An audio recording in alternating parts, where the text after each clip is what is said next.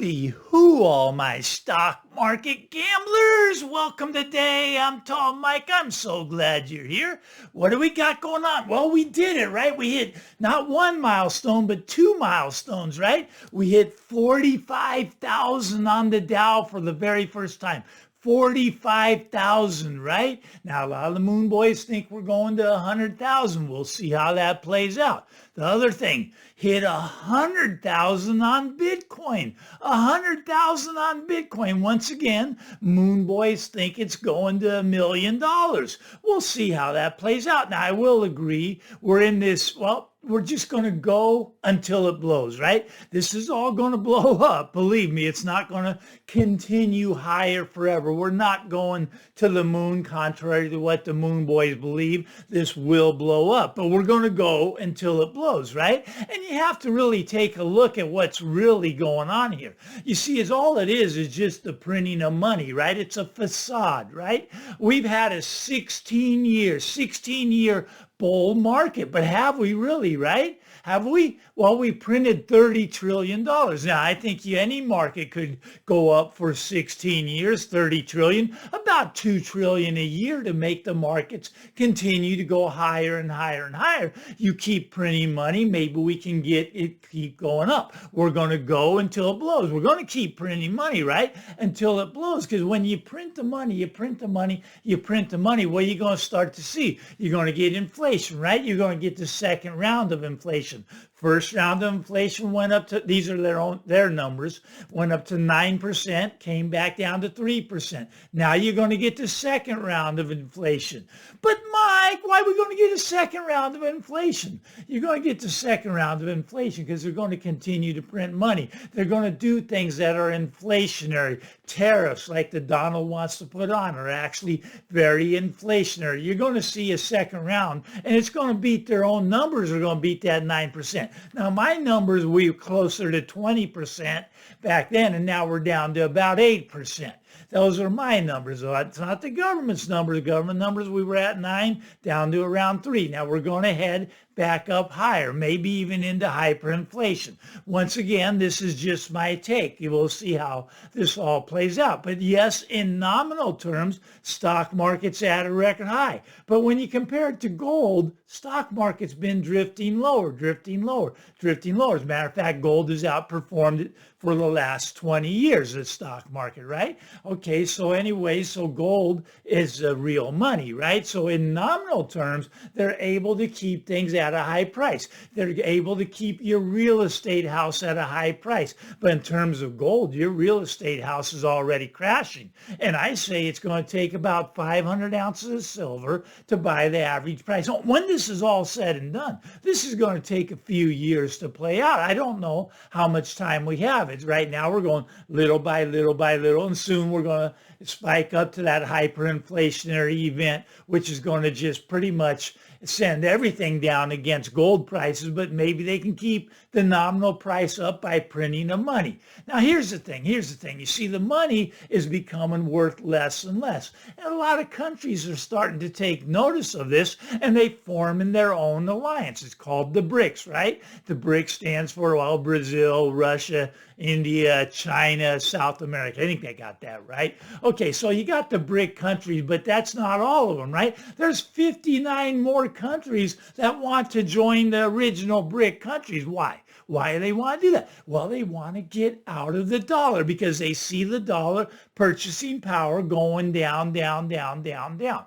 Now, don't worry. The Donald's got a plan for this, right? Anybody that joins the BRICS, and if they create their own currency, we're going to tax them with tariffs at 100%. Anyone that's in that BRIC coalition, right? I don't know if they don't want to use the dollar, shouldn't they be able not to use it? No. Why don't we go this way? Anybody that doesn't want to use our dollar, let's just go and nuke them, right? We got a lot of nuclear weapons. We could just go and nuke that country if they want to get away from the dollar. Now, it's funny that we have to use force to get them to use the dollar. We have to put tariffs on them if they're not going to use the dollar. Now, this is just a concept. Just a concept. Why don't we make the dollar strong so that people will want to use it? It's just a concept. I know that's unpopular. I say we should go back to sound money, should go back to a gold standard. But Mike, why go back to a gold standard when we got Bitcoin? We're going to talk about that in a little bit.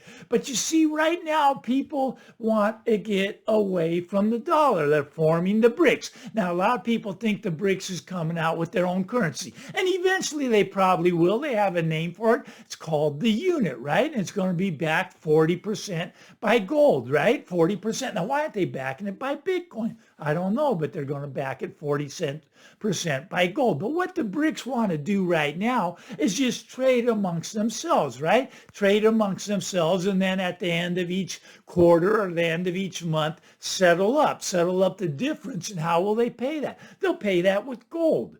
Gold will be the settlement currency, right? I mean, it's not really currency, it's money. What we have is currency, and currency is just, it's devaluing so quickly. But the Donald's afraid that we're going to lose the reserve currency. Now, what happens if people don't need the dollars anymore? Well, they're going to flood back into the United States, and that's where the hyperinflation is really going to start to take off, because they no longer need the dollars to trade amongst themselves. You see, it's happening little by little, and then it's going to happen all at once. All those dollars are going to come flooding back into the United States. Now, I know the milkshake theory. You can Google that. They say that the dollar will not come back to the United States because everybody's going to need them. I say they're not going to need them when they start trading amongst themselves without using the dollar, with circumventing the dollar. No longer need the dollar. Dollars come back to the U.S. What's that going to do? All these dollars are going to be back in the U.S. It's going to be very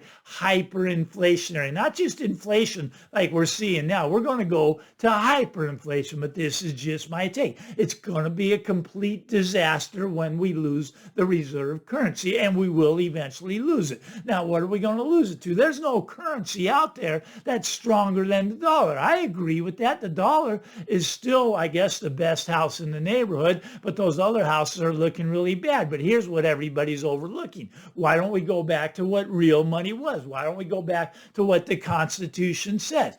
Go back to the gold and silver standard. But Mike, we got Bitcoin. Well, you see, technically Bitcoin and every other cryptocurrency, every other coin is illegal by the Constitution. They're not allowed to have different currencies, right? They're not allowed to make currencies. And everybody will tell you Bitcoin is a currency. That's what they advertise it is. It's not actually used as a currency. But these are all technically illegal. But you see, and this is my point. This is why I believe, this is just my take, just what I believe. You don't have to believe this, but I believe that the government is the one that actually started Bitcoin, right? It's the Trojan horse. It's getting the nose in there. And basically they want to bring on the central bank digital currency. Well, how are they going to do that? Well, first they got to get you used to using digital currencies. Once you're used to it, they can bring in the central bank digital currency, and then they can throw the switch, and Bitcoin all of a sudden is no longer a legal currency in the United States because you only could use the central bank digital currency. I think that's the direction it will go. You see, the more successful Bitcoin is, the bigger threat it becomes, and that's where they turn it off. Now, everybody tell you they can't turn it off. They already have in China. You can't buy cryptos in China. They're not legal there, right? Okay, so they could do that in the United States, and people will tell you, but Mike, that'll make the price go up. People want to use it more. Now, here's a fascinating thing. I love this, right? I love this. Okay, so I'm a real estate broker, and I just sold one of my clients' houses, right? Because they're old. A lot of old people are now selling their house, and they're downsizing. They actually sold their house, and they moved into an adult community, for whatever that is, an adult community. Okay, so they needed money, right? They didn't have enough money to retire on, but they had money because their house is here in Silicon Valley. So they sold that, right? They sold that house for over $1 million, and they went and they moved up to a Sacramento area where they can buy one for a lot cheaper, about half the price they are here. But they bought a nice big one. Why they need a great big house? They went from a little 1,100 square foot house to a 3,000 square foot house. These are 70-year-old people, right? So, okay, I don't know why you go bigger. You lived your whole life in 1,100 square feet. Now you're in 3,000 square feet in this adult community. But okay, so they sold theirs for, let's just use rough numbers, $1 million, and they bought the new one for $600,000. So they got $400,000. I asked them, I go, well, where'd you put the money? And you know where they put it? They put it into Bitcoin, right? They bought Bitcoin ETFs. I'm going, are you sure you know what you're doing? Here's 70-year-old people. This is their nest egg. And hey, they're plowing 400 grand into the Bitcoin ETF. Now all you Bitcoiners are going, well, that's the right thing to do. It's 100,000 tall, Mike. Everybody knows it's going to 1 million. So they're going to be fine. That 400,000, that's going to turn into $4 million for them. And I hope it does because they need the money. But look at that. I'm telling you, at some point, Bitcoin will lose 80% again. Always does. So let's say they lose 80% of their 400,000. What do they got left to retire on? They're going to be selling that home for 600,000, moving to Nebraska and getting a trailer home. I'm telling you, it's not a good investment. But okay, all right. So here's something funny also. Here's something funny. All right, you got Dogecoin, right? I don't know. It's like the third highest market cap for a coin or something. Anyways, the market cap of Dogecoin is now worth more than all the uranium stocks combined. Take all the uranium stocks, their market cap, and Dogecoin's market cap is bigger. Now, I like uranium here. I play the uranium ETF, URA. I have a small position in that, but uranium is something that we're going to need to use to power Bitcoin, to power AI, to power everything, because we don't have enough power, all these electric vehicles, right? I mean, you're plugging them into the electric sockets, taking all the electricity. I'd rather turn the lights on in my house than put the electricity into the car, but you're going to need nuclear power. And that's why uranium's probably a good play here, not investment advice, just what I'm doing, right? But okay, let's talk a little bit more about this Bitcoin. 100,000, right? I mean, it's great, right? A lot of people have become millionaires, billionaires. But here's the thing.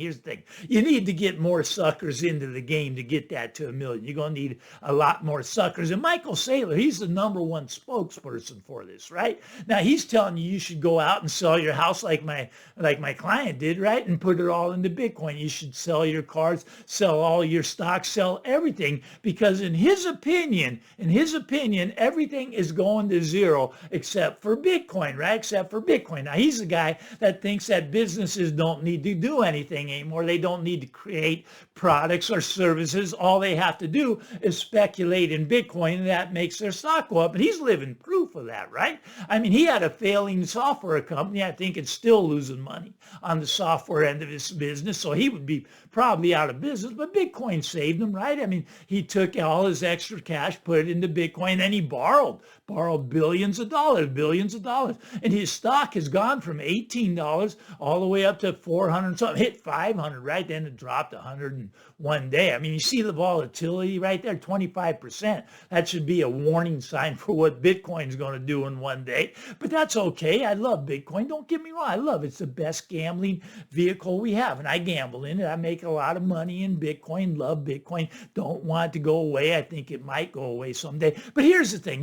So you got Michael Saylor telling all these CEOs to just forget about their business and just speculate in Bitcoin with their money, and then their stock goes up, sell the stock and buy more Bitcoin and borrow more money and get Bitcoin, right? So, okay, so MicroStrategies, it's leverage, right? It's leverage. It's a leverage Bitcoin play, right?